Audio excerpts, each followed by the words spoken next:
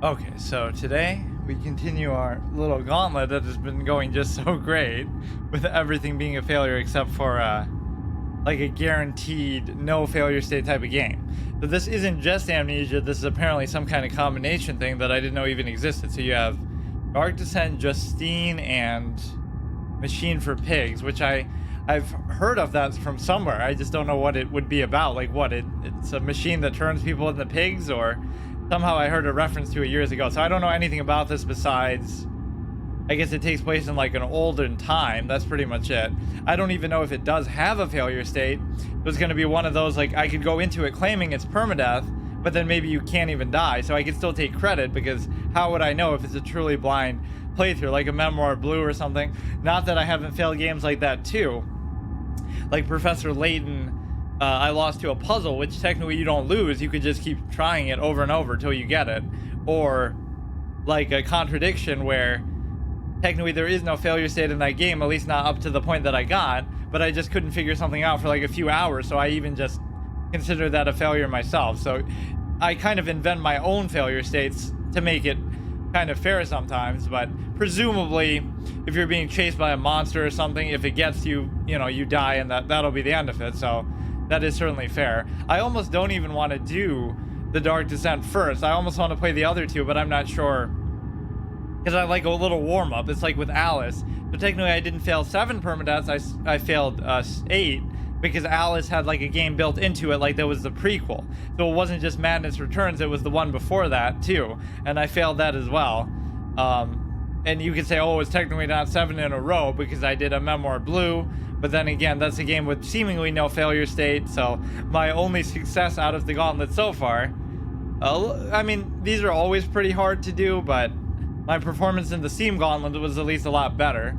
It's just like where I go through every game in order in like a set, whether it be PS Now or PS Plus or like this Game Pass, or Steam, like all the games in my Steam library, and I'll just go one by one in alphabetical order and do a hard mode or a permadeath for each one of some kind.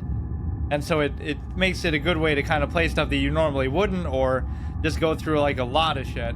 And so what I'll even do is, if something gets added in A before, like, let's say I'm at AM now for Amnesia, if something gets added at like AB, like Abzu or something, I don't know, I'll go backwards too and do it. So we could end up stretching it out even further. Like, this could take a very long time to do, although at the pace I've been going, 1 to 2 episodes each.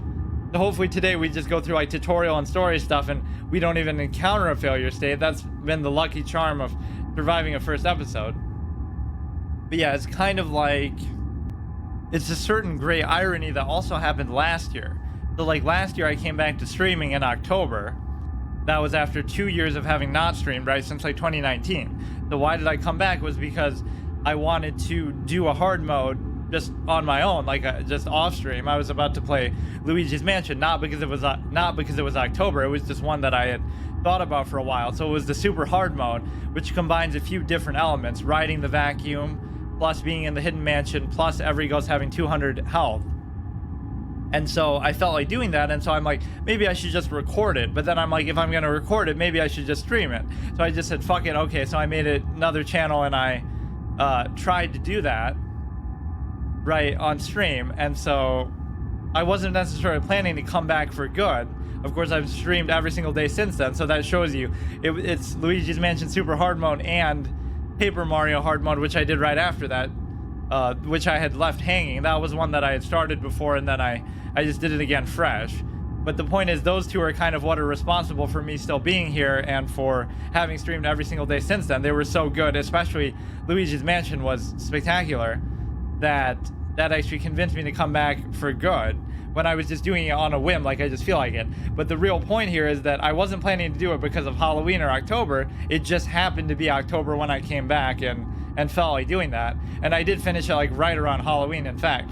So the same thing here, just incidentally, right? I wasn't doing it because of the day or, this time. I was just going through the gauntlet like I've been doing. I'll actually review each one again, which could get tiresome if I do it every episode, but I guess I'll only do it within each letter.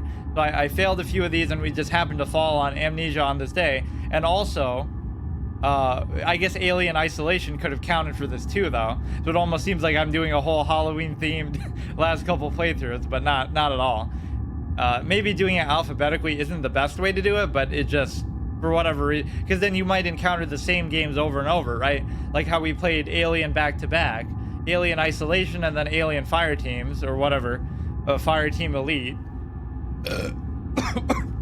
which was not a hard mode, or I mean, not a horror game at all. That was like a combat focused, almost like a Diablo type of thing, where it's just like so much quantity over quality of enemies. So yeah, we have some fortuitous timing. Whenever it comes around Halloween, we end up playing something completely, like, there's no way I could have planned or timed it that way. It just happened with the gauntlet format that we're doing. So if I had performed better, we wouldn't have gotten to this one yet, because we'd still be playing fucking probably Somnium or something. So yeah, let me review like what we've done so far. So we did 7 Days to Die, which was more like 1 Day to Die. That was a 1-episode series. Then a Memoir Blue, which I succeeded, but again, no failure state presumably. Then a Plague Tale was a 2-episode series. That was, I failed. It's kind of like I like to extract a lesson from each of these runs too. Like, why did I fail in 7 Days to Die? And then you can kind of keep that with you going forward, so you never fail for the same reason again, right? That's a good way to kind of inform your decisions and your style of play. So in 7 Days to Die, I died because I engaged in combat when I didn't really have to. I just wanted to see what it was like, right? Fighting a bunch of zombies at night or out in the open. So like I engaged in combat when I didn't have to. And this kind of just like my explorative nature. So you can kind of be more of a pussy and just hide and just play the long game and try to just survive, because it is a survival game.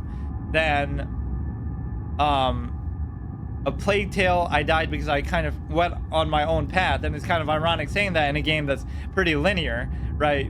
But I kind of went off to the side and went in a bush of my own choosing, not the scripted bush that the game clearly wanted you to go in. And I thought I could get away with it or explore, so I tried to go too much off the beaten path. Again, it's my explorative nature 2-0 in those 2 playthroughs that get me killed. So sometimes you do just have to be a pussy and do exactly what the game wants you to do, which is boring, but it is what it is. So then after that, Somnium, this was a pretty good lesson to learn, the fact that I reviewed the information of the case and so many different factors of the game in such great detail and depth, but comically I didn't review the most important thing, which was how exactly the mechanic of the Somnium itself works, where you're in somebody's dream and you have like the little timies. So basically the mistake was you have these things that reduce the amount of time that an action takes, and if you run out of time you lose, which of course did happen. And so I highlighted them, but I didn't click them. I didn't realize you had to press A. So if I just read through the tutorial thing in your little journal, that would have cleared that up. So that's a clearly avoidable one that I could have just... So as much time as I spend reviewing, like with pre-trial reviews and pre-investigation reviews in a game like that, it's kind of comical that I didn't review that one functional piece of information that would have been so important. So that was a lesson there. Then after that, it was American Nightmare, which is Alan Wake. I always want to say Tom Clancy. The failure there was, it was like a scripted scene where there's fire everywhere, so all you have to do is take a breath, don't panic, and I just ran straight through and into the fire, and I thought I could kind of cheese my way through it, but I didn't have to do that. I could have just ran off to the side. So just be patient, don't panic in positions of duress. But then again, on the flip side, then I won't panic next time something like that happens, like in this, but then I'll take too long and then die because of that. So it's kind of a double-edged sword. But that was a 1-episode scenario. And then after that, we ran into what came after that, Alice. So the first one is almost like I was celebrating her little one-liners too much at the beginning, how badass they were, and I got distracted. So that was kind of comically on me. It was like only the second enemy, and every time we would fight one, she would say something badass just before it. So don't get too distracted by the quality of the writing in the game.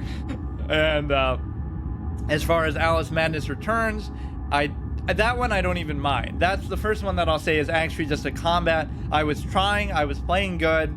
I didn't see the tea thing, little teacup thing, shot a little drop a T at me from the air, and I just couldn't see it. I mean, I even went back in the VOD and I still can't see it. So just keep moving, I guess. But that one I don't even hold against myself too badly, right? That was a good combat focused, well played, good effort. It was just, if anything, it wasn't getting hit by the T there that was the problem. I guess I could have studied the attack pattern of that same enemy type on the other platform, because we had so much freedom and then there weren't any ads. I like how it dims even there. I thought that was like a TV thing where that's how long this intro is going. But this is good to do. I loved when I did this with Danganronpa, because I went through, like, it almost seemed scripted with how much I went over all the different topics and Ace Attorney parallels and stuff, but that's just kind of what I like to do. So this is a very loud intro screen too. It seems like just ambiance, but it's very, very high up there. So what was the other thing I wanted to say? So I don't know anything about this game. I think I saw way back in the day, because this is a pretty old game, like some highlights or clips or something of Far From Subtle. Great channel that I always pay homage to, and they never quite got as big as I felt like they deserved, with Becky and Fraser and Ben and sometimes Kyle and Deacon. Was like they had the setup and the format, like not only face cam, but they showed like their full bodies, and the screen was like off to the side on the screen, and they did costumes, and they had a green screen, and it was like such an amazing professional setup back in 2010, right? Way before this sort of Twitch culture and everything was where it's at now. So they were way ahead of their time, maybe even too ahead of their time. But I think I saw like a couple highlights of some kind of funny moments from this playthrough, but I don't remember it at all. But just for full disclosure, if something does seem familiar to me, that might be why. But it's not like I saw the full thing either. I'm usually particular about trying not to spoil myself, although it's not the sort of game that I necessarily thought I was gonna play. And then, yeah, like I said, I've heard of Machine for Pigs from somewhere. I don't know if that's maybe the name of something else, like, or some phrase from something. I don't know. It just seems familiar to me. It's intriguing. I almost want to play that first now, just as a warm-up, the same way we did Alice, and fucking get our death out of the way there. Maybe that is what made me play a little better in Madness Returns, but then again, that only lasted like 3 hours too. And that, of course, includes the tutorial. So the biggest failure isn't just not only doing a single episode failure, like dying on the first episode, but also dying like really early in the game. Because usually, not only is the beginning of the game easy, but a lot of it is tutorial and scripted, and it's not really meant for you to even be able to die. So there's nothing to really show off, like, oh, haha, I survived for like 5 hours, but combat didn't start until 3 hours in or something, right? That would be especially true in games like Twilight Princess or Skyward Sword. Like, the first few hours, you're not even in a dungeon or anything, so you could say, oh, I had a good permadeath run that lasted like 5 hours of me just stalling and wandering around and not being under any threat. And what else? Just the fact that I guess like the horror and comedy genres are things that I criticize when I used to do like movie reviews and stuff. Like, they feel like they use the fact that they're comedy or horror. They'll say, oh, that's just meant to be funny, so don't take it too seriously, as a way to sort of avoid criticism. And also with respect to horror, they'll do the same thing, like, oh, it's just meant to be scary and just evoke a quick reaction from you, like a jump scare. So you're not supposed to take it in the total context of a story. Whereas like with drama and other things, it's all kind of ancillary to the storytelling. Instead of this, where like horror as a genre, where that sort of just usurps it. If they get a little shock reaction out of you, that's all they want.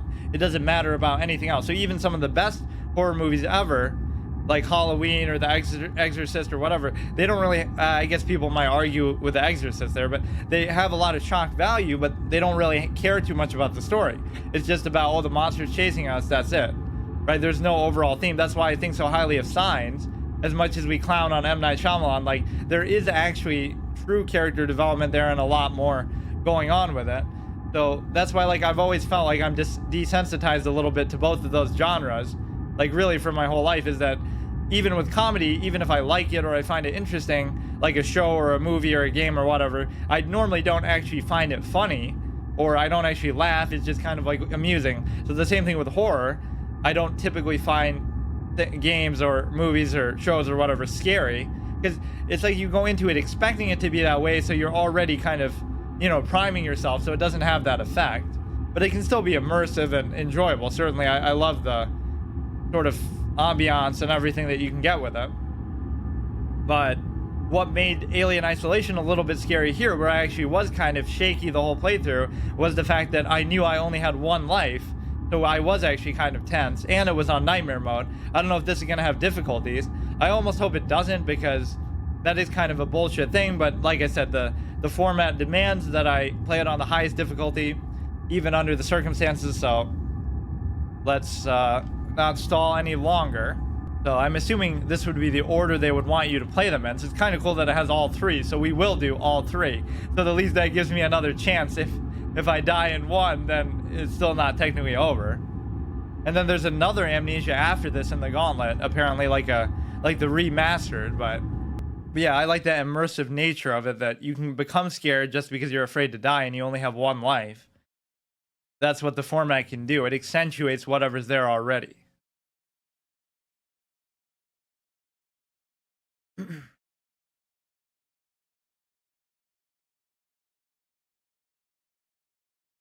Press A to continue. Welcome to Amnesia: The Dark Descent.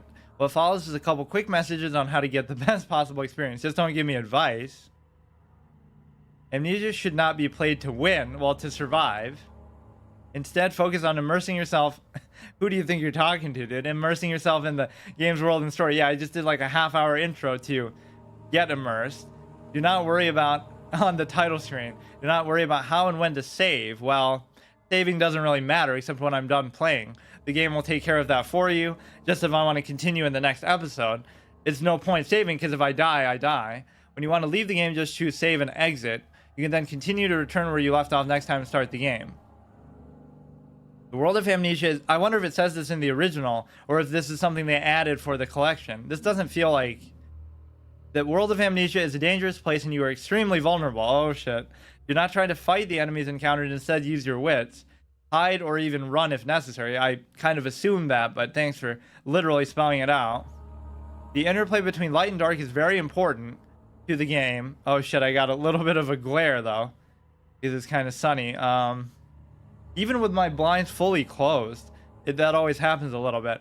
Already making excuses. Because it is vital to set up the gamma properly. I mean, I could just cheat by making it super bright. Use the slider to control below. Adjust until the square at the right is barely visible. I mean, it's semi-visible. Barely visible would be like... Okay, this is way too dark. As soon as I can just see it.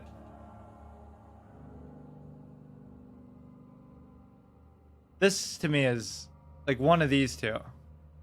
Let's do...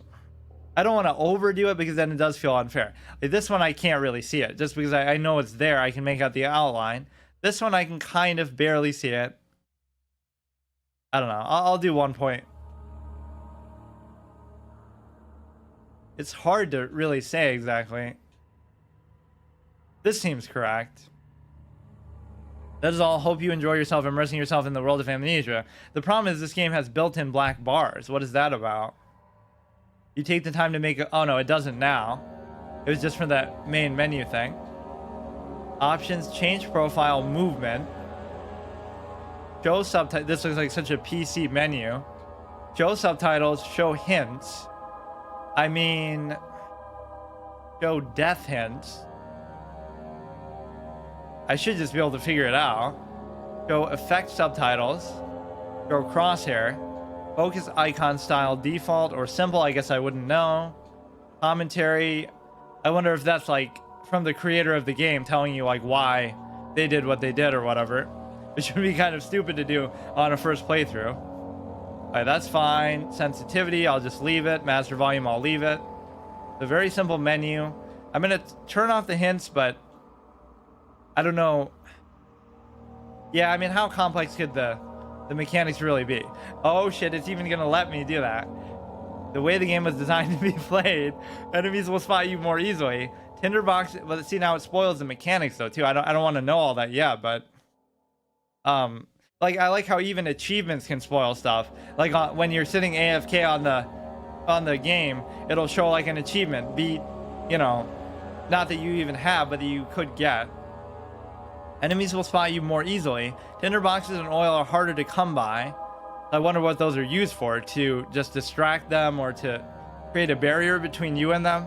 Autosave is disabled, and saving your game costs tinderboxes. Losing your sanity will kill you. I guess so. I love sanity mechanics in games. Like Don't Starve has such a good one. It's a nice ancillary thing to worry about in terms of survival. Like not just having to eat and drink and whatever, not get killed. Of course, I doubt you'll have to eat. Don't forget, some things mustn't be forgotten. The shadow hunting me. I must hurry. My name is Daniel. I live in London at Mayfair. What have I done? This is crazy. Don't forget. Don't forget. I must stop him. Focus. My name is... I am Daniel.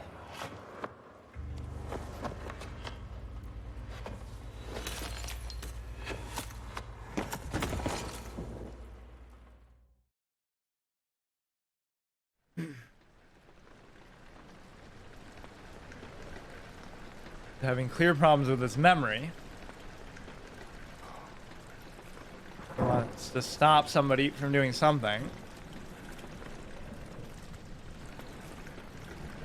It's gonna turn out that's the twist. It was himself that he's talking about. He just forgot who he is.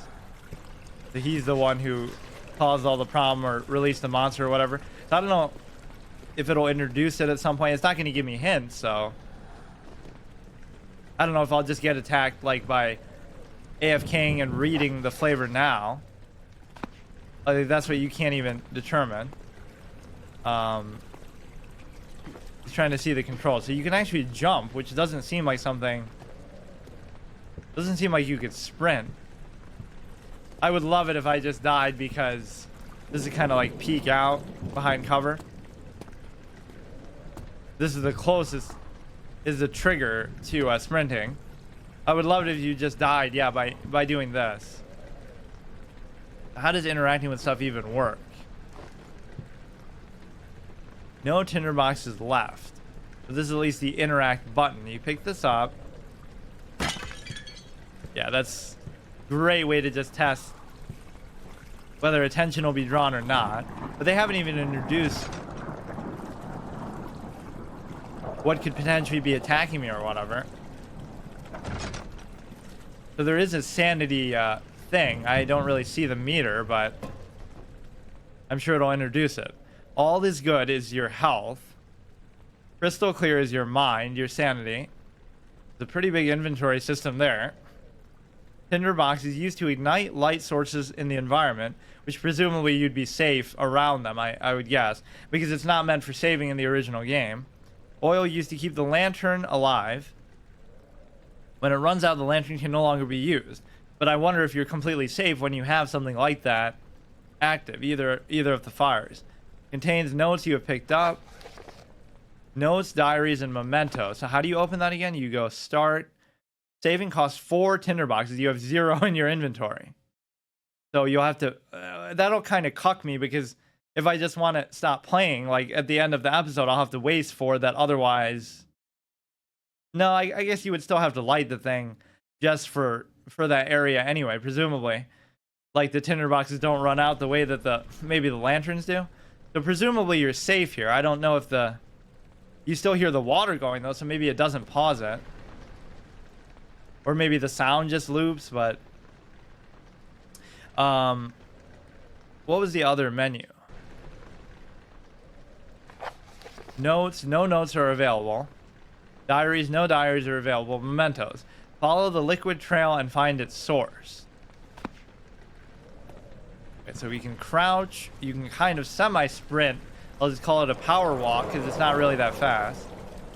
You get a lot of this noise just from the environment, which of course would make you confused about whether you're hearing like a monster or something.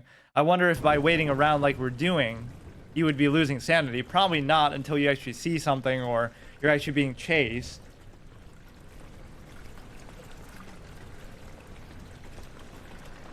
We can't open the door, so right trigger is going to be to interact with stuff.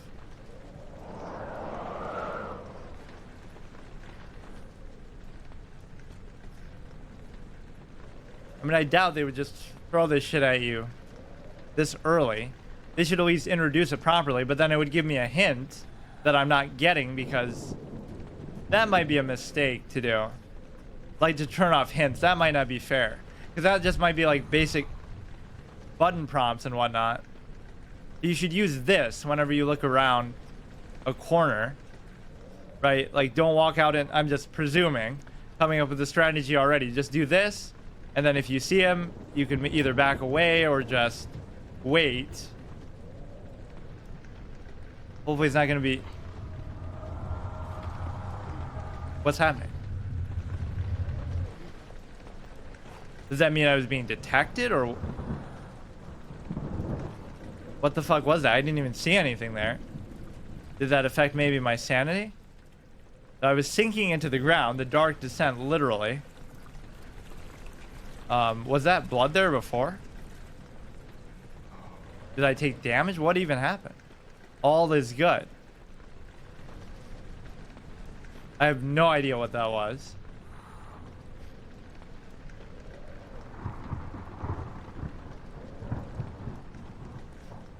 Was that actually just like a bug? I was sinking into the fucking floor. Come on, this is just like the very beginning tutorial. You could hide in one of these fucking suits of armor if it wasn't so presumably loud and clanky.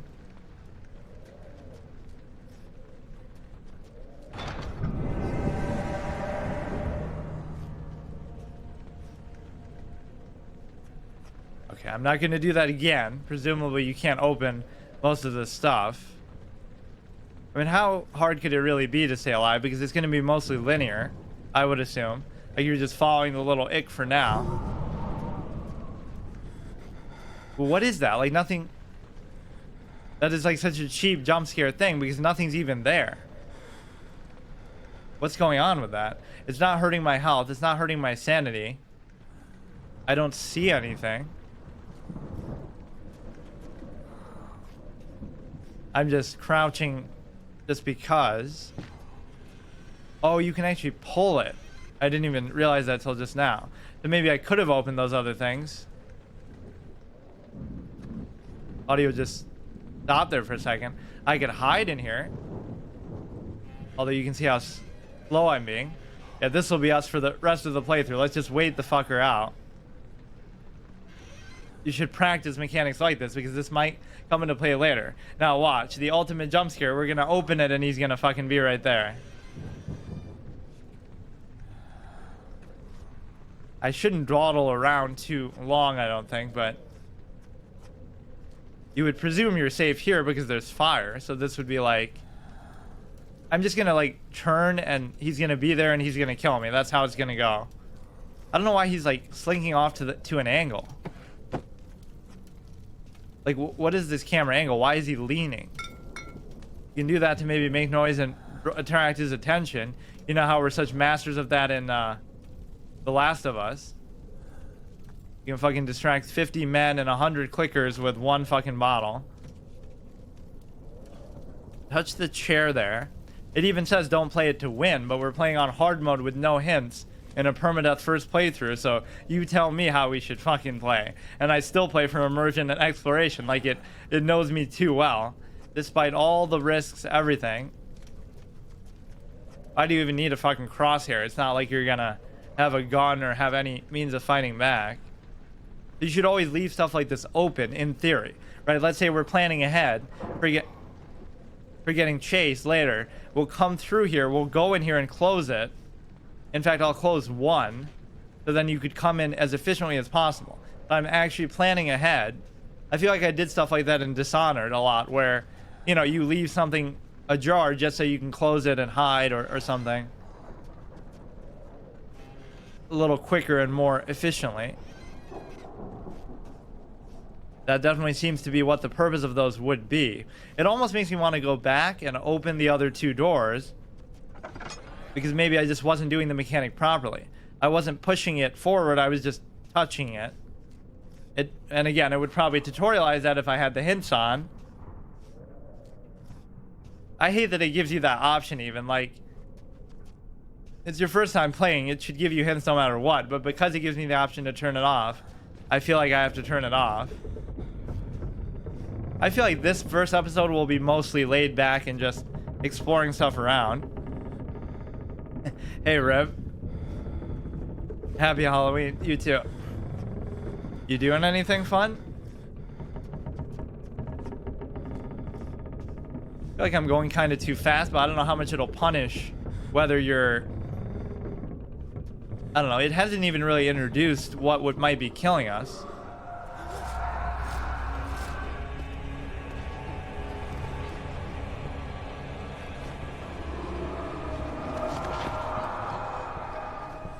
What the fuck is that keeps happening? There's nothing even there. I don't like that mechanic, whatever that is. Like, just random fucking thumping into the ground. I murdered a pumpkin today. Made soup out of it. Nice. That's happened like 3 times. And it seems to be happening at like a scripted point. So it's not because of how long I'm taking. It's because I'm reaching a certain room. So what you could also do is you can go into a room and then back off, because it's not going to come from behind you. It's going to be like some kind of scripted thing that's always in front. So if you sense that he might be here, then you could do something about it. Oh, this should be a mechanic where you can kind of move the curtain. I don't know if I'm doing something wrong there, but it's not costing me any sanity or I wonder if you could like throw the chair at him. Like how... What else would that mechanic be for? Or you could like block a... I bet I could bug it out too. Like just put like... Is that a... I don't know if that's a silhouette of something or just a suit of armor. I don't want to go in there. I mean, stay away from the dark could be the name of the game. But of course, even when you just...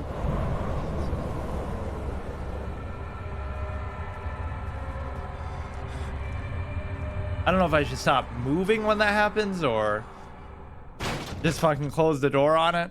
I don't know what's happening. Like, it's just doing random shit randomly. I'll leave all these open, like I said, where I don't know if I'm missing like notes or... And of course, the sensitivity isn't the greatest. I should probably raise it, but I usually like to go with what they give you, but that could be my excuse for dying in so many of these.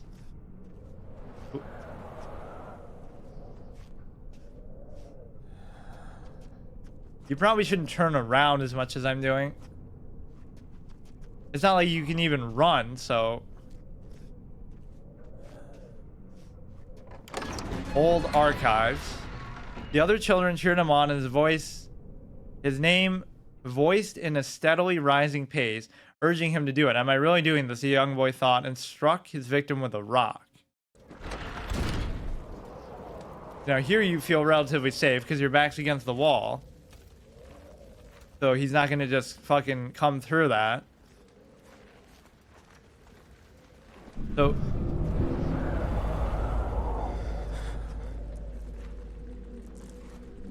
at least that one didn't make me sink into the ground. So I don't even have my lantern yet. I mean, I could just wait for something, but I don't know if the door opening like that means I should go there or if I shouldn't go there. My instinct is you know, like how people in horror stories are always so stupid. My instinct would be to not go there, ever. Or more so just to jump out the fucking window and say fuck it to this whole experience. I'm just trying to kind of hug the light, go where I can actually see what's happening. I think they're just throwing a lot of gimmicky little things at you at the beginning that aren't actually going to kill you. Famous last words. Right? They wouldn't introduce it this early, I'm sure. I am crouched, too. Or maybe I'll do some sequence breaking thing that gets me killed. Like, you're supposed to go in that room first to get the lantern, but if you don't... then it keeps like redirecting your camera and stuff too. But if you don't get the lantern first before going in here, you just die because you're expected to have it. So nobody would do it the way I do, where I just fucking try to do everything out of order. I'm not too keen on going in here, but I guess I probably have to. A lot of fucking random noises in the background. I guess I'll leave the door open just in case I have to run out. And by run, I mean little brisk little fucking power walk that this guy does.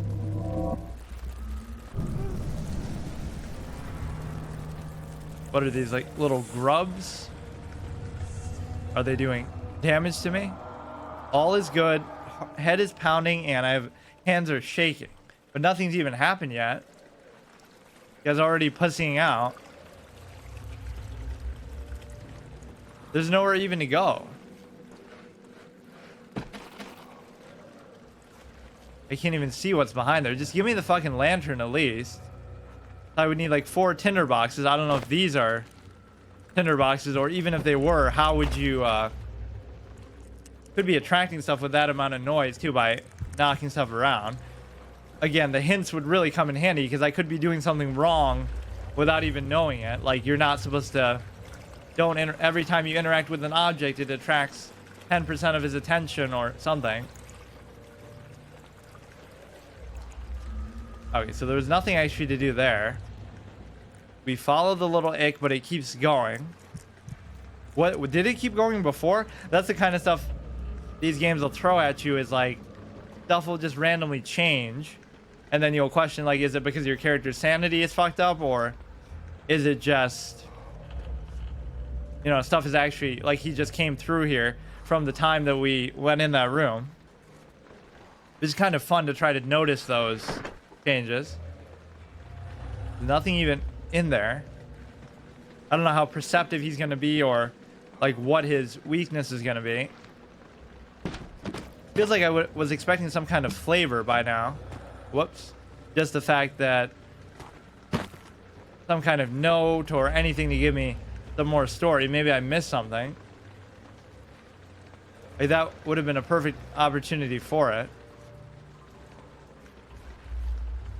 Yeah, I'm just not really the type to be scared by anything. I'm scared of my own lack of performance, maybe, that I might get myself killed and end the playthrough early, but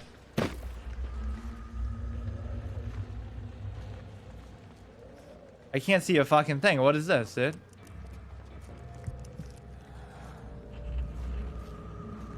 Maybe I'm supposed to have a lantern and I just somehow missed it, because this doesn't make a whole lot of sense. You used to keep the lantern alive. But what lantern and where? It was probably at the very beginning and I just didn't pick it up. And it would have told me, but yeah, I wonder if I was to go all the way back now. It almost feels like I meant to have it. I'm just gonna die here. I'm not even gonna see what happened. Why the fuck would it let you go this far without a lantern, dude? It won't open, it's locked. Okay, is it doing this just to scare you down a spooky hallway, and then when you come back something will happen? I honestly can't see a fucking thing here, so it wouldn't even bother me. You would think all this shaking and like sinking into the ground would indicate that the guy is nearby, but I haven't seen him once. So it seems like this guy's just spazzing out. See, that's an arguable mistake. You should come through the doorway and then peek around a little bit. I could just go back and hope that I don't get killed in the process, or maybe I could open one of those other 2 doors. You know, I'm kind of just wandering around a little bit too much that I shouldn't do. Right, if I get killed back here, that... Oh, fuck. I can't go back. Linear game. I mean, it would help if I had that fuck... Imagine if it lets you do that, too.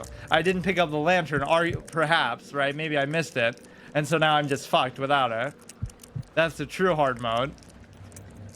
Play a horror game without a flashlight or a lantern or any light source of any kind. So my sanity is actually going down.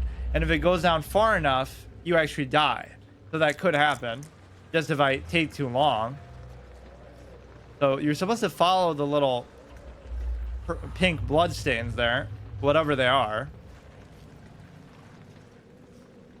Oh, here, this must be something I need. I guess I don't even know how to interact with it if you were to, because that's how you throw it, which is not what I was intending to do. But it doesn't seem like you can really read it. I guess I could keep it like that as a weapon. Huh. I could be missing a lot of flavor, which would be clearly the greatest tragedy of all in a game like this. As if you'd stand around, if you were this guy, and just read a bunch of notes and books and diaries under these circumstances. Maybe there's like some important formula he needs to be able to kill this thing, but... Come on, pick up the torch. No tinder boxes left. Now, was the tinder box the thing? So at least we can presumably pick up any of these torches anywhere. Even if I was able to turn that on, it doesn't seem like there's anything here. But I don't know if the tinder box is just one of those things laying around in that other room. That seems kind of silly that you would have to like manually move them and stack them like that instead of just putting them in your inventory. Or maybe there's some way. I hear something else now. Or maybe there is nothing here. It's just the guy who'll get so freaked out that he'll imagine something's here. Right from all the noises and the creaking and the cracking and shit.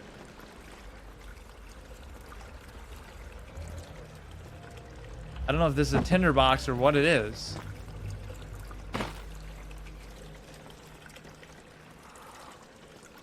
I honestly have no fucking idea what I'm even supposed to do, so...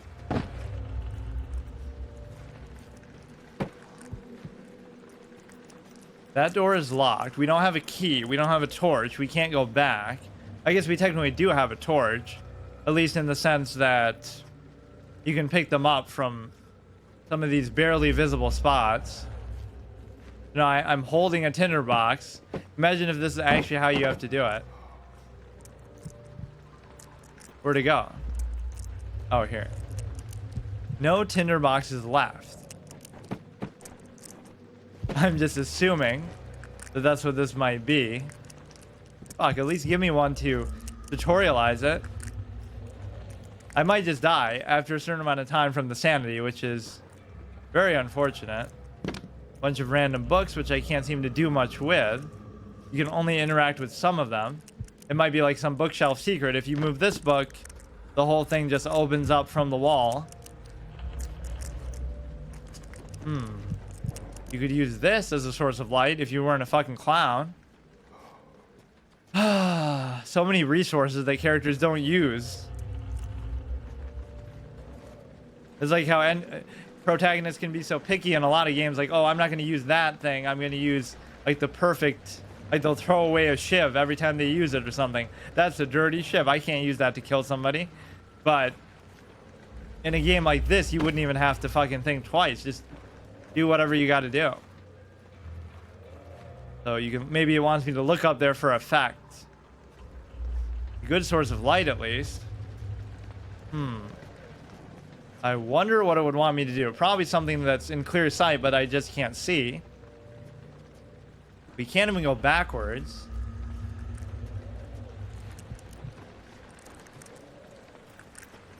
And so those other doors that we failed to open, maybe I could have opened. It's just the style of this game seems like it's very on one path, on one track, so I don't see why it would be so cryptic early, or maybe I'm just stupid, but... Picked up tinder. Okay, that's what it looks like. At least now we know. That's like way too fucking small. So now we can go pick up that little torch. As far as opening the door, though, I still won't be able to do that. You could theoretically burn any of these doors down because they're all fucking made of wood.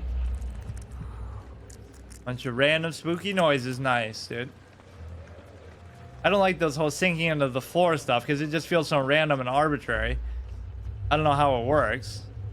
I wouldn't mind using that candelabra thing actually instead of a torch, but it won't let you.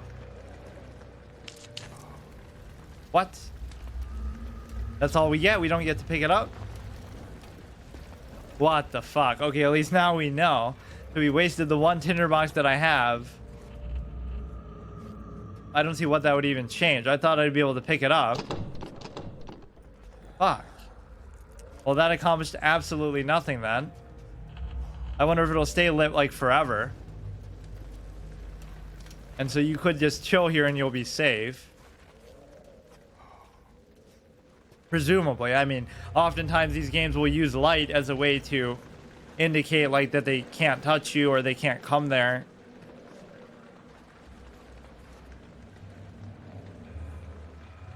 I'm just actually fucking blind too.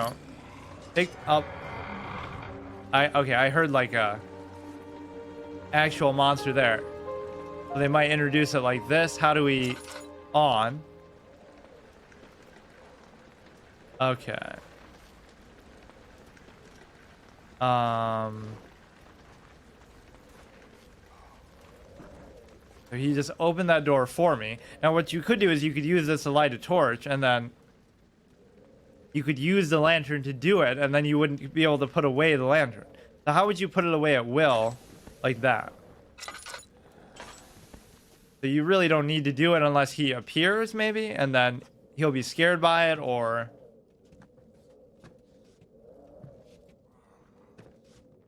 just bring a fucking weapon properly when you come to a place like this and you'll be fine. I don't know what I should do in situations like this. Should I move? Should I stay? It really is like a perfect deer in the headlights example. You hear some random fucking shaking in a room, or you just heard some growling. Just stand there and fucking take it. So you do this, but then how do you open it? Seems like you just can't. This interaction mechanic's a little bit free form. Like, you can really move stuff around a lot. Like, even doors you have to kind of push through and push open. I'm sure there'll be a lot of instances where, yes, you stack these up and fucking jump out the window. But I'm sure it wouldn't let you do that. Okay, there's a tinderbox. Now, how does the lantern work again? The lantern will light up dark places. Yeah, no shit. Used to ignite things. Used to keep the lantern alive when it runs out. Oil. So that doesn't have to do with the tinderbox thing, I guess. So I have one, despite I already lit one of the torches. So it's not really worth it to do that. I don't know how I just didn't even see the torch there. That was my bad. You can leave this open. We know he's at least close now. That was the closest I felt like there was actually something there. Instead of just random noises. That really felt like he just opened the door. I don't know what the point of that is. A lot of random objects you can interact with. Just take this shit out to make him trip over. And we could obviously go in here and hide if the time was necessary. You could just chill here, warm up by the fire. Nice little RP immersive moment.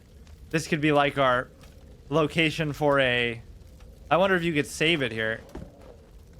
Doesn't it say you can save it anywhere? Oh no, you need 4 of them to... Saving costs 4 tinderboxes. You have 1 in your inventory.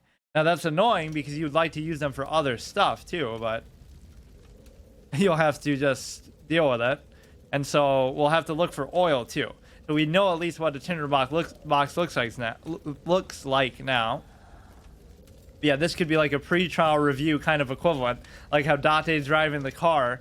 So we sit there for like an hour in review. We could come up with our game plan of what to do. So if the guy shows up, we bring out the lantern like that.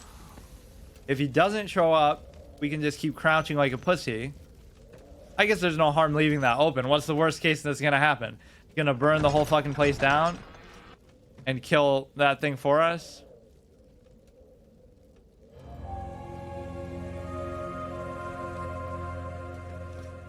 Yeah, I don't know what just happened. That's my reaction. I said no and left. Fuck it. Like, why should I deal with the camera just jerking me around like that? Does that mean he's in there? Oh, this is kind of cool how you can see a little bit through the crack. Like, what the fuck is this whole, like... I don't know. It is kind of too dark to see, but it seems like a waste to... I'm going to try not to waste the tinder boxes and stuff. What is that? I don't know what any of this stuff is. You can't seem to put it in your inventory unless it's blue. Right? There'll be like a little blue prompt around it. I guess I'll pretend like I feel safe here. So I'll just do whatever. Pull this shit down. This is a pretty old game too, isn't it? Can't seem to do it, and I'm kind of wasting my oil a lot. What? I don't know what that even does. Come on, give me some oil. Now, if I read the note while the thing's out, it won't let me put it away, and it'll still consume it, I bet. Some kind of troll ship mechanic like that. Okay, put this away and then read the little note. That candle shit is really going down. 1839. I wish I could ask how much you remember. I don't know if there'll be anything left after I consume this drink. Don't be afraid, Daniel. I can't tell you why, but know this. I choose to forget. Try to find comfort and strength in that fact. There is a purpose. You are my final effort to put things right. God willing, the name Alexander of Brandenburg still invokes bitter anger in you. If not, this will sound horrible. Go to the inner sanctum, find Alexander, and kill him. His body is old and weak, and yours, young and strong. He will be no match for you. One last thing. A shadow is following you. It's a living nightmare, breaking down reality. I have tried everything, and there is no way to fight back. You need to escape it as long as you can. Redeem us both, Daniel. Descend into the darkness where Alexander waits and murder him. Your former self, Daniel. So that'll be our happy ending. We get to fucking murder somebody in cold blood. And of course, this thing wouldn't kill... I guess we're being followed by the shadow. So it's specifically after us. So... Otherwise, you would think, why not just let this thing fucking take care of Daniel Alex for us? Where else could we go after that anyway? Go to the inner sanctum. There might be some hidden thing here. Maybe you could like do it to solve a puzzle, like put something on there that'll cause it to stay down. I just don't like how much of this light I'm wasting. If only this guy had the crafty ingenuity to actually be able to use other sources of light. Like use that candle for a little bit. I could go backwards, but I don't see what would really be different now. It almost seems like that's what... Let me look at like what it's doing. There could be a way to hold it down with something else. Didn't I already do this like 50 times though? You just have to do it longer, I guess. I need more tinder boxes and I definitely need some oil. I can't see a fucking thing. I'm gonna be paranoid trying to save the tinder boxes to save it. Entrance hall. So is that where I started or something else altogether? A fragrant taste of rose lingered in his mouth. Turkish delights, he thought, just like the ones at the consulate in Constantinople.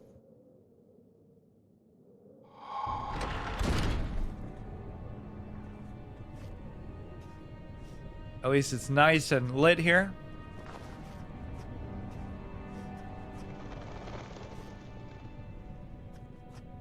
Give me almost like a little Karazhan vibe. The sort of ruined tower of somebody who's fucking dabbling in shit that he probably shouldn't have been.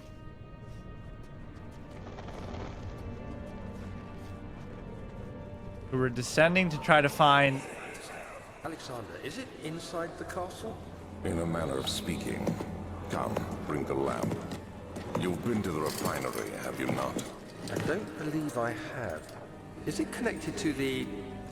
what did you call it? The inner sanctum. My most precious chamber, Daniel. And it lies well beyond the refinery. In fact, It lies beneath the very stone of Brennenburg.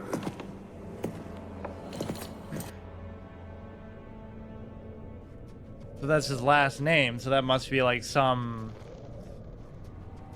I don't know, like his relative? Oh, some doors you have to push, some doors you have to pull. This is interesting. It is tough and pliant. It could be torn by hand or tool. Oh, it can't be torn by hand or tool. Okay. You could burn it. But of course, again, this guy lacks creativity. At least I would try to do that. How would it hurt? That's the one thing you can really use fire to your advantage, because the whole place is made of stone. So you don't have to worry about the whole thing coming down.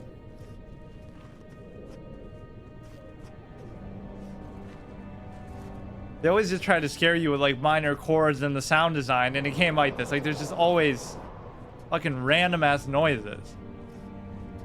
He's just gonna be standing out there somewhere. You know what this kind of makes me want to do is, I did Baldi's Basics of Education and Learning as a hard mode thing that took a while, and it's a hard mode just by default, just to beat the game, right? So I did that for like, I forget how long it took. So I should do Slender, the 8 pages or whatever, that I've never beaten. Just like these really hard horror games that are kind of meant to just troll you, and you're not really even meant to beat them, I don't think. But gotta pay attention for the little tinder boxes. Does seem like they're giving you maybe a little bit of freedom here with just how many different avenues there are to go down. Laboratory. He fell to the kitchen floor. Tears were beginning to well in his eyes as he received the first kick in his stomach. Hazel remained hidden in fear that she too would be punished. I don't know why the text goes like that. Okay, I could do without these little screen fuzzy shit, dude. It just, there's no context to why it's happening or anything aside from the fact that I must be going crazy or whatever. I don't see how I can even placate my sanity. It seems like it went better. He had like a big headache, now he has a small headache. I forget exactly what it said, but I wonder if there's fall damage. I could keep going here, or I guess there'd be no way to really know. Really don't know what, because you would think, oh, that must mean he's nearby, so you should stop or you should go back, but it almost seems like it just wants you to keep going towards it for now. At some point they'll introduce a proper mechanic, but this is kind of stupid so far, just with, it's not scary unless there's some real risk attached to it, which I'm even raising the stakes. What is all this fucking shaking, dude? Just random. I'm sure the hint would, if I had hints on it, would tell you the shaking means he's nearby, or it means to stand still, or whatever.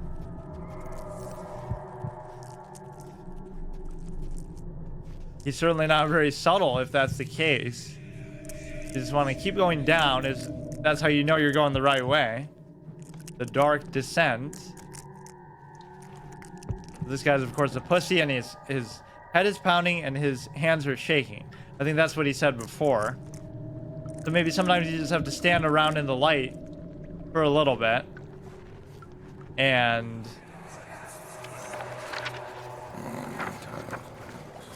There should be more coop rats. Let me see. And one part aquaforce. so I think that's Alexander talking from the voice. Early alchemy experiment. This is my third attempt to reduce artificial vitae. The former compounds lack the potency I need, but I sense I'm close. Calamine and orpiment are a given, and the cuprite binds them well. This time I will attempt aqua regia instead of aqua fortis, and hope I will produce a more even solution. The experiment was unsuccessful. The solution is highly acid. I think it's meant to say acidic, already a typo, or maybe that's somehow grammatically correct. The solution is highly acidic and proves impractical to put any use to as a detergent. Organic tissue reacts especially violently to the solution and should be handled with the greatest care. I might be able to use the recipe, but I'm losing hope that I will find an alchemic solution to my predicament. Picked up chemistry pot. Will I be able to craft stuff? A pot to contain mixtures of all sorts. Picked up chemistry pot. What about it? Why is it? No object to use item on. Okay. It is doing kind of what I thought, just giving me a lot of story, not putting me under much threat, presumably, or I could just be so expert at avoiding it. So you got to keep an eye out for stuff like that. So we're 2 out of 4. Maybe I'll just go to the first save. Not because I'm scared, but I'm scared of dying, you see. It's a self-created problem. What is that? Oil is excellent. How much? Wait, what? Fuel for the lantern. Will it fill it up all the way, I wonder? Let's maybe check. It probably not. Oh, fuck. Very little. You have to be very sparing with how you use... Why wouldn't you just use that automatically? I guess if you were full on oil, or you could just eventually save them. The chemical relocation. The lack of a... Let's see, what else can we do on the screen? Nothing. The lack of a chimney to properly vent the fumes from my most recent experiments has taken its toll on many of my less stable ingredients in storage. Some seem unaffected, but many are strained by the fumes, and it will be difficult to salvage. I shall do what I can and move them to the wine cellar.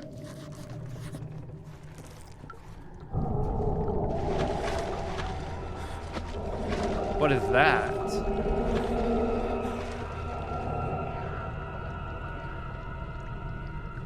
I mean, presumably the mechanic with sanity would be such that if you look at something, it'll make you go more crazy. So you should always look away for that reason alone. Like, really, what if I just sit here? Will that bring my sanity back to a... Doesn't seem like it because it's shaking like fucking crazy and stuff, but... If you sit in a nice warm lit room, it should restore your sanity. Like where that little fireplace was that I opened. Although it does seem weird that it would make you wait. It's just like the act of just being there should help you a little bit.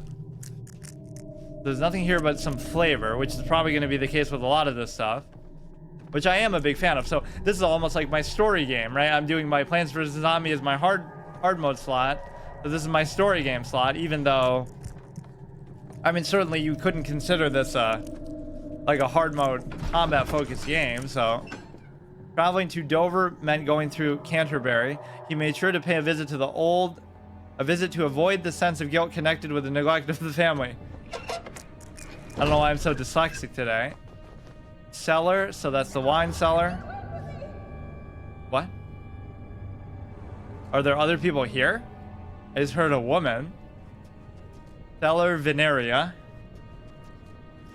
There were other places that seemed like we could go out in the main room. Oh, let's just go here since they just talked about it. It's locked and I cannot open it without a key. So what is he writing down? We have 2 tinder boxes, which is good. You have a little bit of fuel, which I'll try to preserve as much as I can. I'm not sure how to use this exactly. A pot to contain mixtures of all sorts. You can kind of highlight it and then use it on something, but I don't think I have any mixtures presently. Chemical relocation. So we've read those. Diaries, mementos, find the key for the wine cellar. Chemical ingredients have been moved from the laboratory to the wine cellar. Evidence in the laboratory has revealed that combining... I don't know if I should read these, but it's not like I really need help. That combining 4 chemicals can create a powerful acid. That might be a mechanical thing that we can actually do ourselves, though. Some sort of organic tissue box to pass to the refinery. Could it be dissolved? Oh, I get what it's saying. You're supposed to make that thing. Oh, shit. That is kind of making it too easy, spelling it out for me. So if we were to go back and read some of this stuff, it would tell us what he used. The former compounds lack the potency I need. So calamine and orpiment and cuprite. So try either Aqua Regia or Aqua Fortis. The experiment was unsuccessful. It's highly acidic. So I don't know if it would want you to make the first one or the second one. Probably the second one. But you'll waste it on that little old god fucking shenanigans down there instead of saving it to kill whatever's chasing you. The shadows themselves, he says. You just need like a basic weapon. Then at least you'd feel safe. Just have an axe with you or anything. That'll be like some sort of horror movie parody, right? I'm sure there are stuff like that. Like a conservative or somebody who's like a gun-toting, right, gun rights activist finds himself in a haunted mansion and they have a fucking AR-15 or something. It's like, for once, this is a good thing. They become the horror villain instead of the other way around.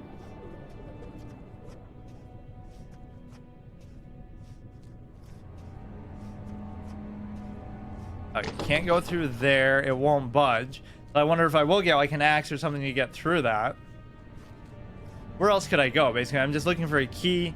There was another path I could go down in that main room. Archives. The door slammed shut behind him. He knew he would never again see the old tailor of Berkeley Square. Another lone soul in London seemed appropriate somehow. He would never see the old tailor of Berkeley Square. I don't know what that means. Like, these are just random bits of flavor that are like memories of Daniel, I guess. Oh, I like the way this area looks. Besides the cobwebs. Something smashed that door open. But it even said, you're being followed by a shadow, right? But it doesn't seem to be following us. It seems to be leading our way, in fact. Or maybe that'll be the twist, that we are the shadow. And whatever monstrosity seems to be chasing us is actually in front of us. Is actually what we became. Imagine if I'm right about that. That would be like one of the great predicted theories. We are the shadow. And we're actually chasing what we think is the monster. Which is actually us. Open this shit. I'm gonna get distracted by these mechanics and physics and get fucking killed. You need like a quick turn thing, like where you can just do a 180 and walk away. What is that? Like an action figure? Yeah, see, this is the role model that you should have had in life, and you should have that fucking sword with you right now to save you from all this trouble. I like how you can just do shit like that. That is kind of fun in a game like this. You got some little grubs on the ground. I think that one just disappeared.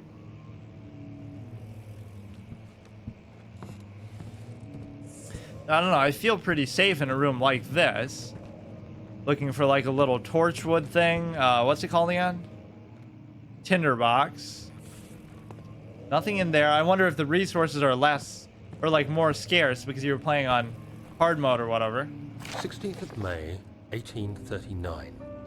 The unflinching African sun has continued to plague our expedition, making it impossible to dig until dusk. How Professor Herbert managed to find the location in these vast plains of nothingness remains a mystery to me.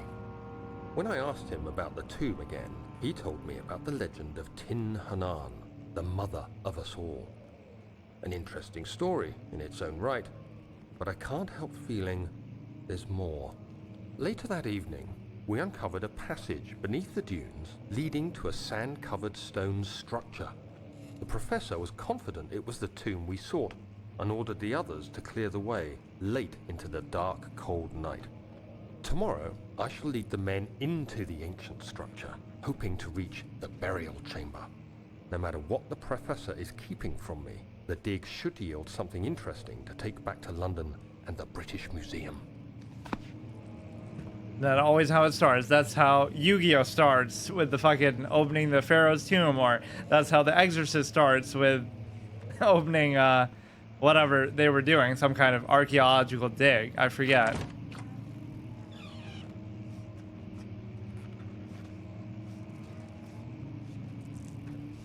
Or I like that line from WoW where it's like they dug deep into the earth, but they went too far or something, like when they start to encroach upon the old gods. There's kind of like some really well put line. I forget exactly what it is.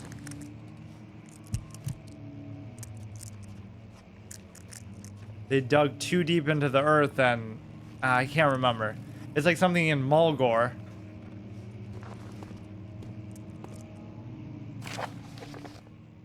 Some of them have voice acting, some of them don't. I guess maybe only Daniels have voice acting. Wilhelm's contract. I hereby offer my full attention and services to Alexander, Baron of Brennenburg. This contract will reign for a total of 3 years when my freedom shall return to me. In addition, Alexander, Baron of Brennenburg, is to recommend my services at the Prussian royal court and within the sanctum of the Order of the Black Eagle. May no man break this seal. Wilhelm, House of Garish.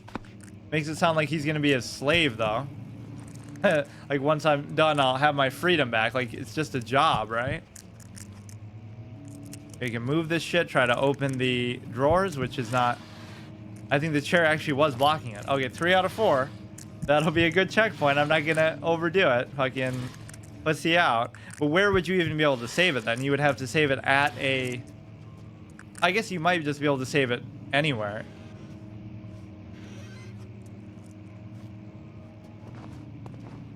I definitely don't stream as long as I used to, but that's okay. I guess I like the consistency of doing it every day. Although I used to do that too. I used to talk a lot less, is what I just kind of started. I mean, one quiet gamer, ha ha ha, but that's more so about the voice. So they're recycling. This is the Edith Finch problem, where there's fucking 100 of the same book on the same shelf. You got 2 of the same painting in 2 different rooms, like pretty close to each other. Right, recycling flavor. That is kind of one of my like pet peeves. Either don't put anything there or never recycle the same shit over and over. Like that. And a game like this is all about flavor, kind of.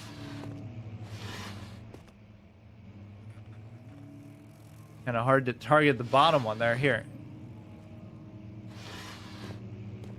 Nice little change of clothes if we're stuck here for a while. Pretty cool, I guess. Random pictures. Open this. It doesn't seem like you can do much with the books, but every once in a while there's going to be something probably hidden in here of value. Whether it be another tinderbox or oil would be nice. We haven't used the torch in a while, which is good. Decision making as far as I'm concerned. I wouldn't want to waste it. If that thing's about to come get you, then we haven't even seen it yet either. You could just start reading this and maybe that'll somehow save you, because it goes into like a whole scripted thing. Freezes time. I'm kind of looking for a key for the wine cellar. Now, this would be used for the tinderbox, but I don't see the point. I'm going to try to really save them for just saving it, which seems kind of, in a way, that's just like very inefficient. You should probably never save it and just beat the whole game in one sitting if you're really hardcore. 17th of May, 1839. My hands tremble as I write. I feel a need to document my tribulation, for I fear that my memory will fail me if I linger. Today, I took some men and ventured into the dark, ancient passage we uncovered. Our torches burned faintly in the murky air as we slowly made our way underground. The men were superstitious and fearful. They argued loudly, and I felt their strange language getting to me. I mustered my strength and yelled at them to continue down the slopes and broken steps. The crudely carved passage confused me. It looked much older than the 4th century structure we had expected. The twisting path emerged into a great antechamber. The walls were lined with statues unlike any I'd ever seen.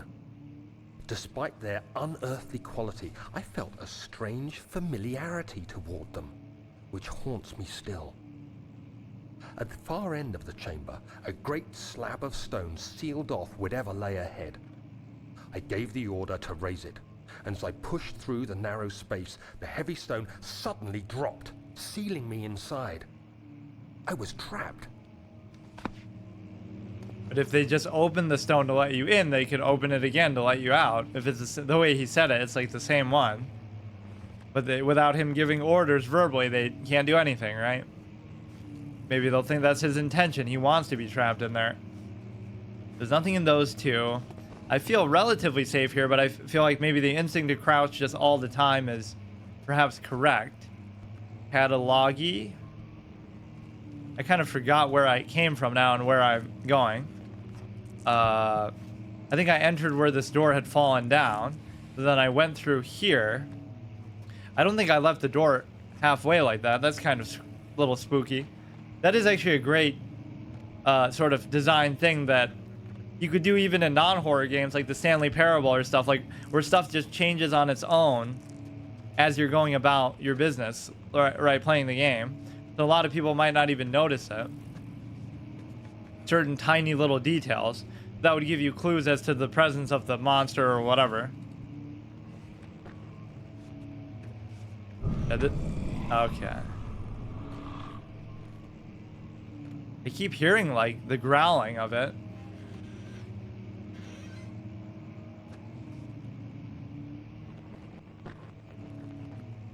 Again, I don't know what that would mean that you should try to do. I mean, hey, if it wants to hold it back and never let me see it, I'm fine with that.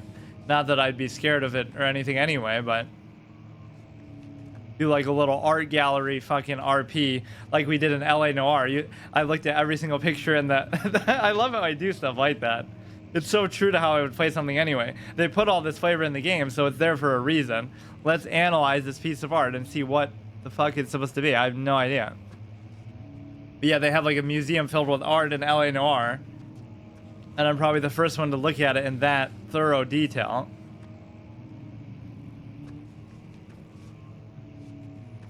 It made it all worth it, even though we fucking died to the chandelier. Right? At least we have that memory to live by.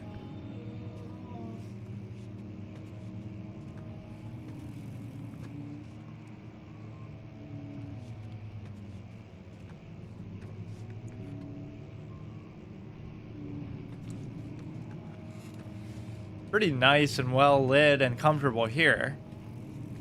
And so I'm not too worried about this area. I'm looking for just that fucking key though. I'm gonna need a key to the wine cellar. That's basically all I'm looking for right now. You can knock around the chairs and stuff, which doesn't really seem all that valuable. Or it should let you play the piano just to make noise and divert his attention. Or just leave something, put some object on it to keep playing the whole time, and then he'll be stuck there forever.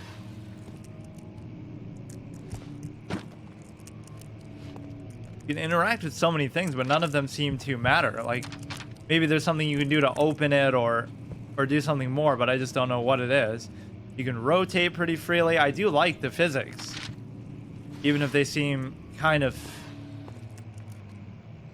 not really that necessary or useful for anything. Just for the flavor of it, I guess. In a game with seemingly limited mechanics otherwise, that could be a fun thing. That's one of the things about Skyrim that's so impressive, is that it has physics like that, where you can rotate. Imagine a game that big and with that many fucking mechanics and different elements. They really didn't need to let you do stuff like that, but... Or how you can like place objects down anywhere in the world, and they stay there for at least a certain amount of time.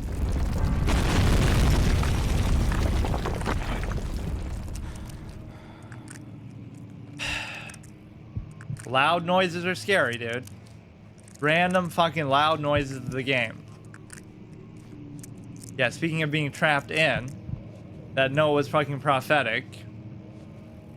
And how convenient that that happened right when we're here. Like, what did we do? I love that implication in so many of these, like, it'll be some dark, dank place that's been abandoned for years or something, and then you just take like one little step through, and then the whole fucking thing comes crashing down, or a million different things are collapsing on you. Like, all it took was this one little middle-aged guy to fucking walk through here to cause everything to go to shit. Just for effect. Like, I was just saying that in Alien, like, you come upon that, what is that, Sevastopol station, and everything's been falling apart for a while, but it happens to just wait for you for that one light thing to go out, or it's obviously just done for effect, but it's a bit contrived. At least if you're there when it happens. What is with the sinking into the floor thing? Actually clipping through the ground. 17th May, 1839. After pounding the unforgiving stone wall for what seemed like an eternity, I realized It was hopeless. I was trapped. I fell to the ground, gasping for air, trying to focus. That's when I saw a faint blue shimmer. My weakened body was heavy to carry, but I managed to push myself toward the enchanting light. Oh, I'm controlling this. Interesting. At least we know we're probably safe in this vision. Or maybe it'll let me walk off, or maybe there'll be a secret to discover. Yeah, blue light is like what we're seeing. It means you can pick an item up. Amazing. Can't seem to crouch or do... Oh, you can jump. It was waiting for me. Enclosed in dark nothingness, I felt myself drawn to the mystic light. I reached out, closing it in my hands. The faint glow escaped my fingers and began to spark brightly and spirit me away, unlocking alien memories of spiraling towers, endless deserts, and impossible geometry. The next thing I can remember is the grating sound of stone being lifted, the voices of the Arabs pulling me to safety, and grasped firmly in my hands was the broken pieces of a most peculiar relic. So how many of those do we have by now? Diaries, Algeria, was that the one? Seemed like forever he had given up. Next thing I can remember is the grating sound. He's even complaining about the sound of himself being rescued. The fucking entitled little diva guy that he is. Like, oh, it's so annoying how the stone sounded when my life was being saved. When they did all the work for me, fucking lifting it up in the first place. Did I go through here already? I don't think I did. The area is quite large for what we're trying to just find a key. I guess we are trying to soak in the flavor, like it said. I like my sort of functional consideration of leaving stuff open, though. So, like, let's say we end up back in that first room and we're being chased and we're about to die. We already have the closets open to hide in, potentially, so it couldn't hurt, right, doing that. Maybe it'll reset, too, but... Much of the castle is old and hasn't been tended to for centuries. When the shadow arrives, it won't take long until things start falling apart. We're just buying time anyway. Let's do what we can. There isn't much to be done about the wars. We should reinforce weak structures. The ground will tremble and there's a risk everything will cave in on us, especially downstairs. Here, and there. Let's get the servants working on it.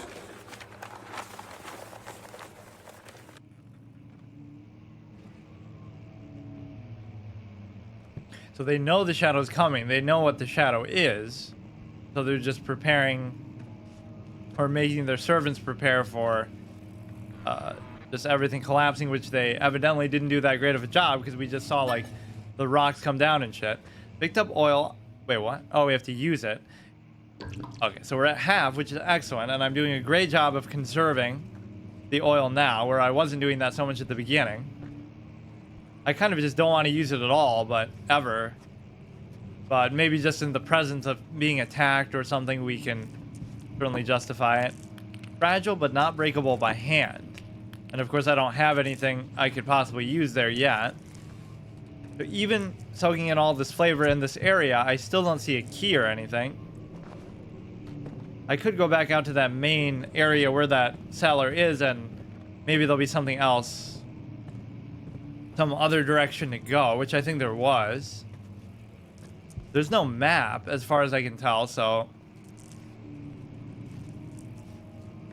It does seem like it gives you a little bit of freedom to... Wait.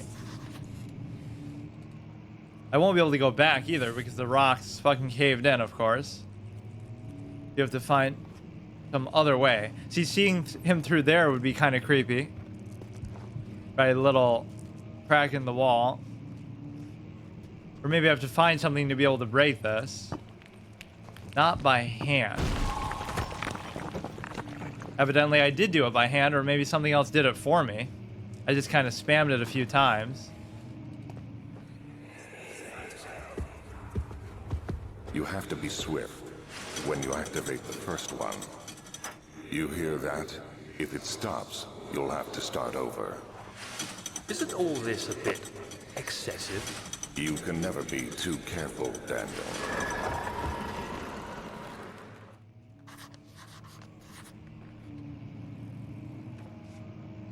They're trying to summon this shadow thing, or again, at least they're aware of it, so what could possibly go wrong with that?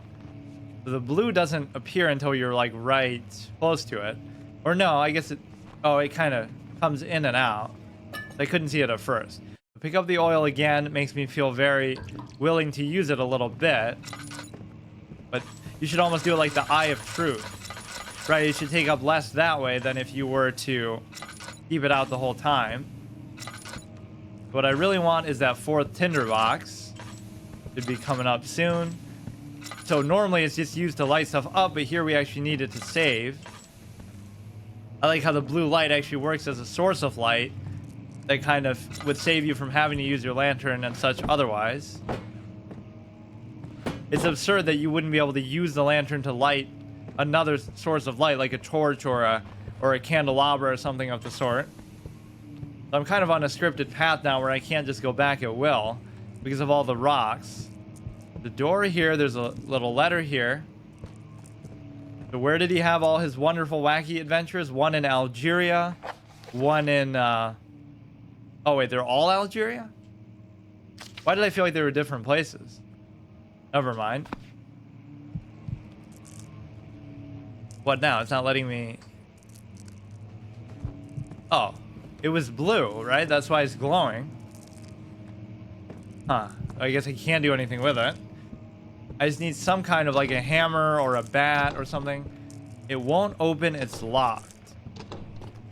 Well, there's nowhere else I can go from here. I see like maybe something behind here. A draft and a faint liner coming from behind the shelf. There must be a way in. Probably something with the books.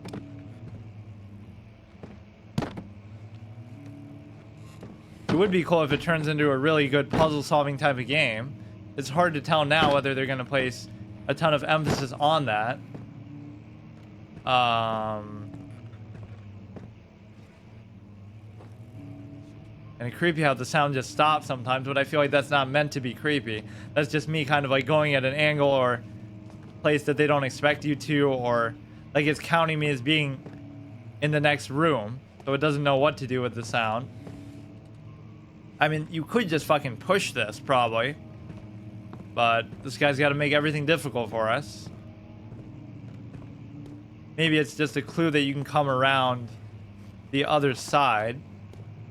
Or maybe I've already been there, so then what's the point? No, it's kind of like through there. Adjacent to this room.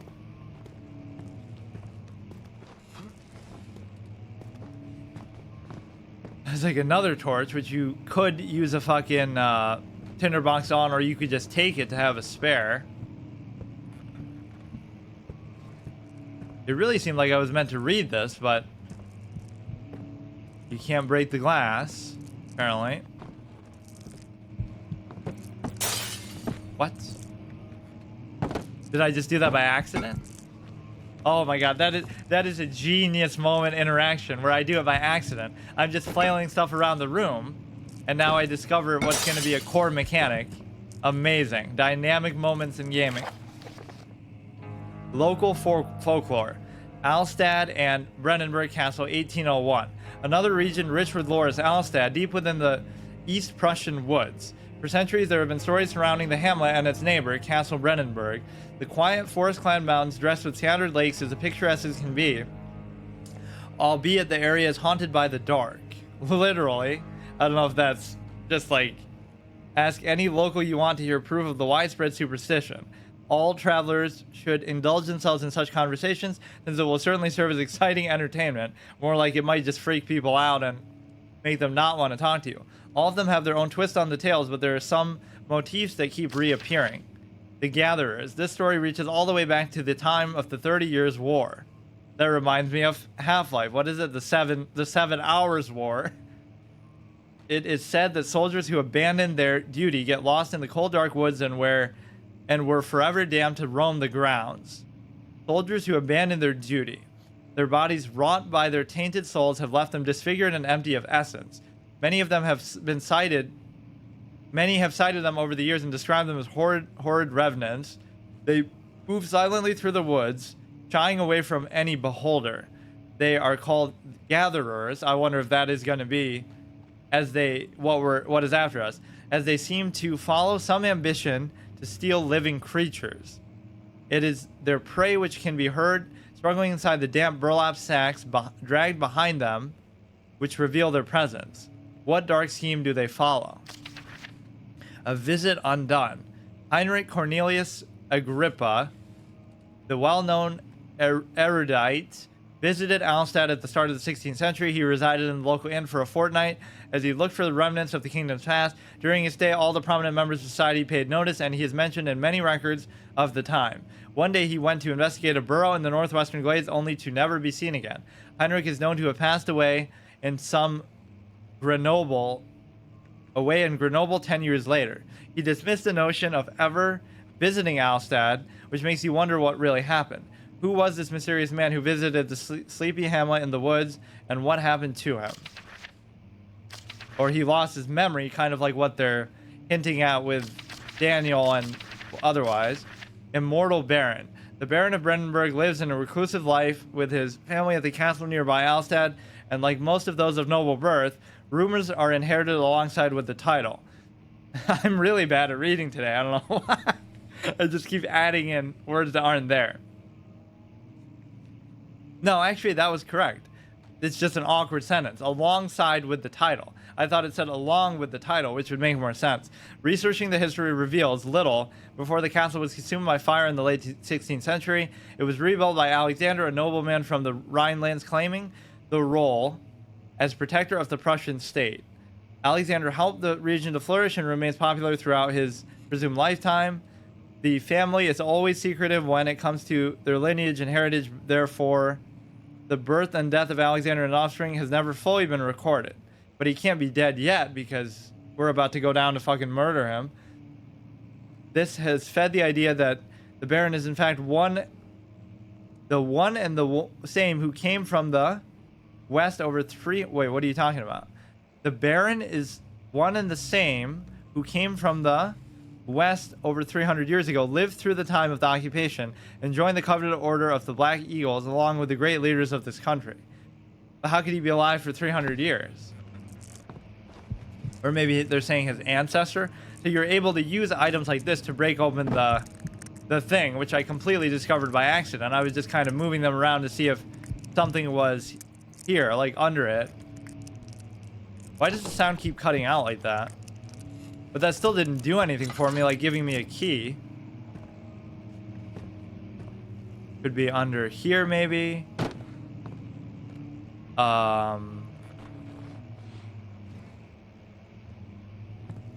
Burn through the oil. Imagine if I get stuck there. That'd be a great way to fail. Because technically bugs and crashes and stuff should really count, unless there's some exception to be made.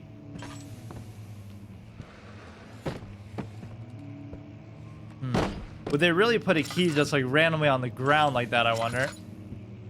Could be behind a book. Maybe I don't even have to go through here yet. Seems like this would be maybe more prudent of a path to take, but maybe these boxes are the answers to all your problems. You can just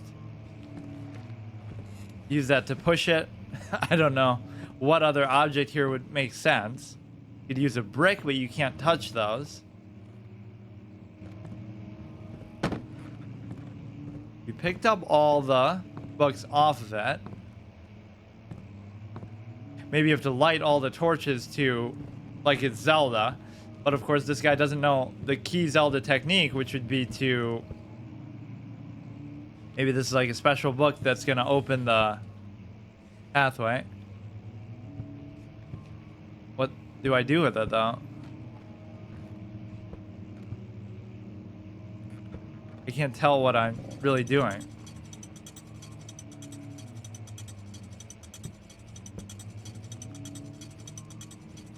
Like I can only move it a little bit at a time or something.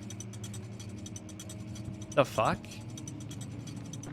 The other stick isn't working.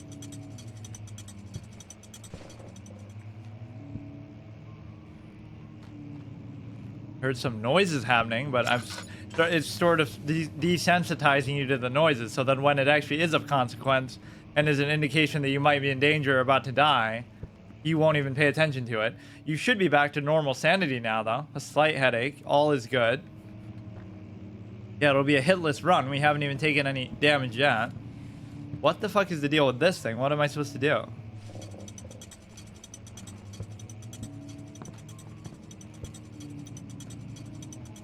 What does that sound? Like, what am I doing? It seems like it activated something, but I have no idea what. You can't seem to take it out all the way.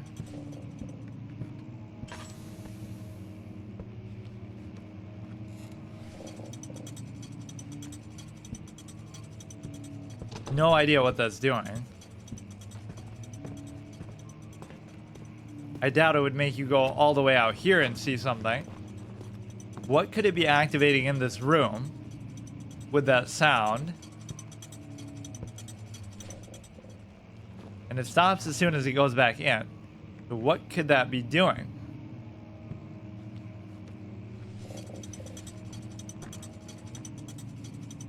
Where's the sound even coming from?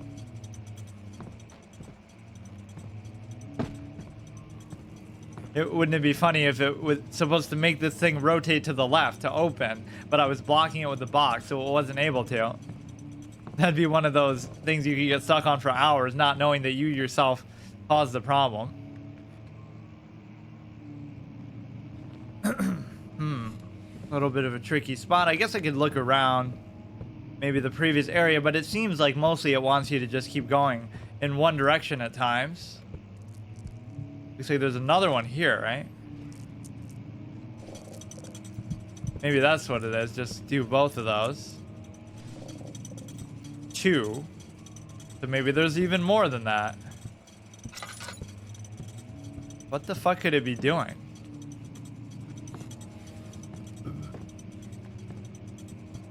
Maybe there's a third one? All these books look kind of normal to me. There is a third one. Okay, that's actually a good puzzle, I guess. 3 special books that are slightly pulled out. So I wasted almost 1 full charge of oil just in this room alone, where I'm trying to conserve it so much. I like the kind of lack of context to that too. Like, they're not telling you to solve a puzzle. You're just kind of there and you just got to do whatever. I guess if you had the hints on it, might make it more clear, but... And they're giving you all these places to potentially hide in, but they're not... They haven't required me to actually hide even once yet, so that's kind of scary. So we get the key now. Is this going to be the key for somewhere backwards, or it'll probably be just the key... Oh no, it is the...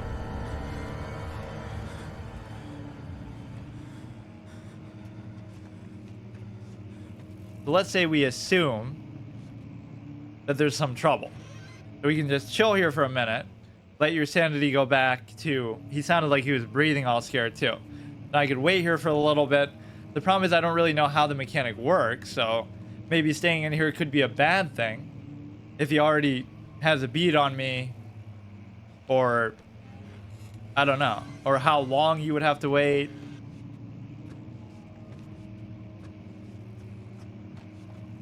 That key's to the wine cellar, which this presumably is not the wine cellar. So it just opened on its own to try to lead me back to where I came from. All right, give me that tinder.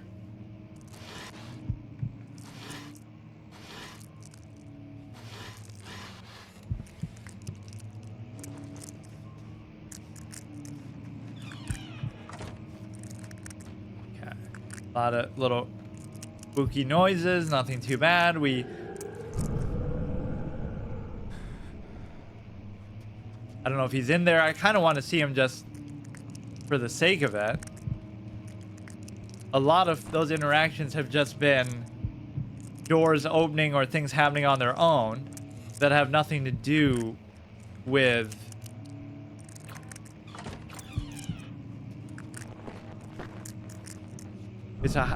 where did I even come from, and how do I get out of here?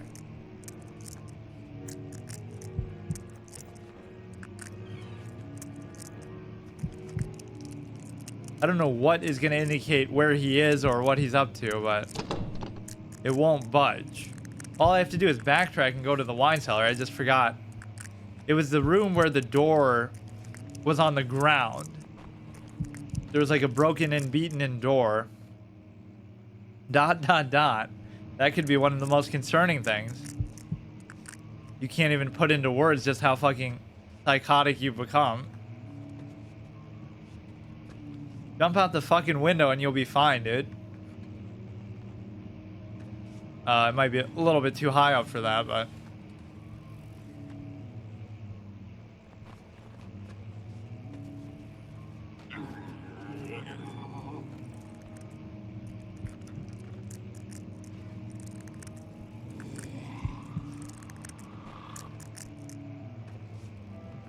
I mean, if the assumption is he's just gonna chase me, then crouching is probably not the right thing to do. The desert dunes were like waves in the sluggish sea. While the caravan moved, the land appeared motionless, but in the camp the hills moved.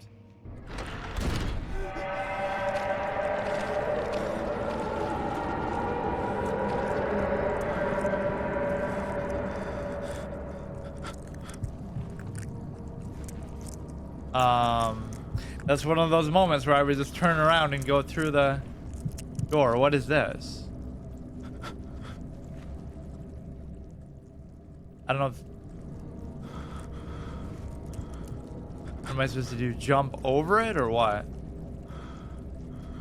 It feels like that's bothering his sanity maybe somehow. I don't know what the fuck to do with that.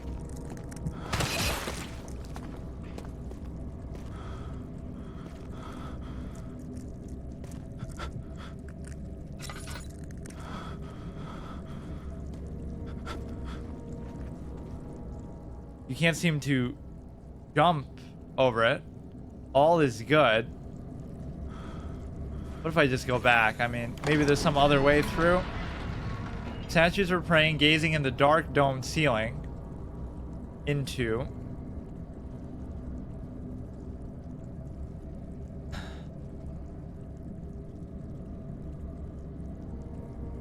Even that was like a bad instinct to just try to walk into that thing, whatever it is. Why is your vision all fuzzy and just stuff? Just chill out, dude. He's breathing all heavy. He's just gonna fucking die of going insane. Like, you're safe here, dude. Don't even worry about it. But it seems like this thing is bothering him. A handful of sand trickled from the... How many of these do they have? From the crumbling stone ceiling and pushed down on the brim of the hat. He braced himself as the cavern suddenly shifted and settled. What would I even be able to do about that?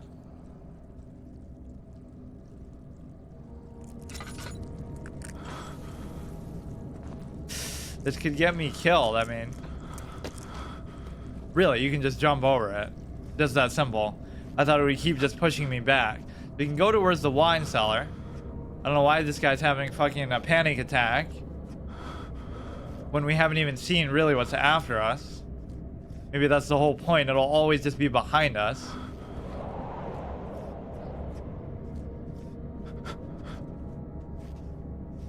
That's how, like, Slender is supposed to work too, but then you can still catch a glimpse. Imagine a game like that that stays totally committed to that idea. Like, it's always behind you, so it's impossible for you to ever see it. Or maybe you'd have to use like a mirror or something, but like it truly never lets you. So I could go in that other direction, like straight down in that center area, but I'll just do this instead. Use the key on the door to unlock it. Do I really have to go through the trouble? Like, you know I have it. I guess it's still giving me those kind of hint prompts. The stone slab looked like a safety measure. It wasn't meant to be moved ever again. This is the one that trapped him in the... wherever he was.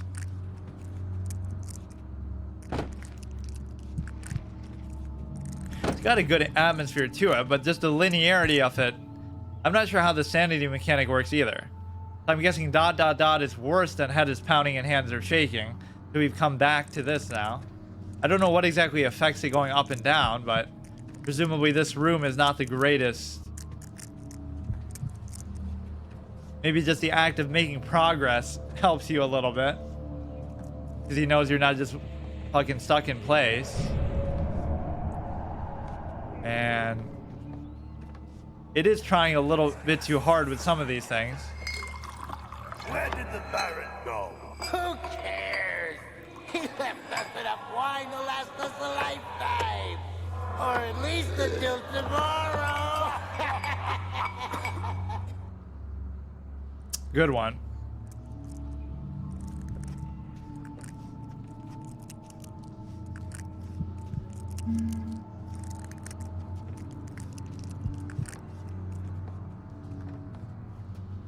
Just give us a... I guess I shouldn't be careful what I wish for. Give us a glimpse of whatever the fuck monster is. Like, I don't even know what it looks like or what. It's supposed to be a shadow, I guess.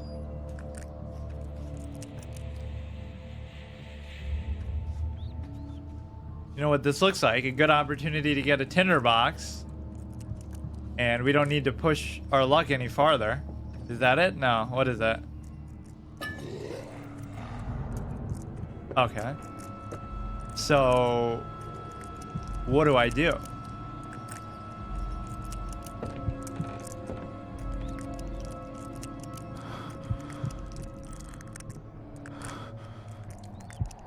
I have nowhere to go.